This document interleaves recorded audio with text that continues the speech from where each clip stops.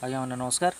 मुई टंकधर कुआ फिर आपण मानकु मोर यूट्यूब चैनल टिके हसी टिके खुशी टंकधर कुआ के स्वागत करुचे। आसुन आज गोटे नया प्रकार नया स्वादर नया रुचिर गोटे कविता सुनवा।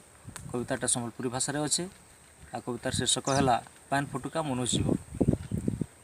पान फुटुका मनुष्य जीवन केते हेसु टेकी।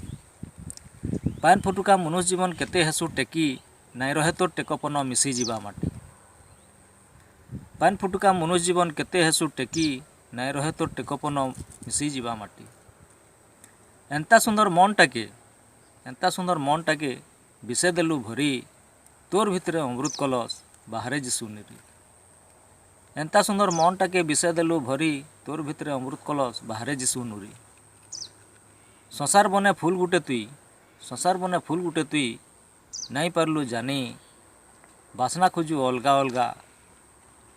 खोजु अलगा अलगा करसु सबु हानि। महकी जा दुनिया जाकर भल बासना देई काहरी मने बाधा नहीं दे मनुष्य पन बुही। महकी जा दुनिया जाकर भल बासना देई काहरी मने बाधा नहीं दे मनुष्य पन बुही।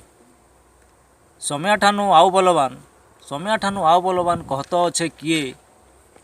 समय ठानु आउ बलवान कहत अच्छे किए केभे सरीजा बेला घड़ी खार करदेवा जी। आज्ञा मैंने नमस्कार।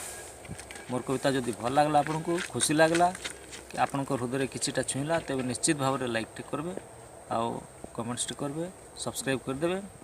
नुआ नुआ वीडियो मैंने देखा लगी बेल आइकन के दबा लगी नहीं भूलिए। रोचे नमस्कार।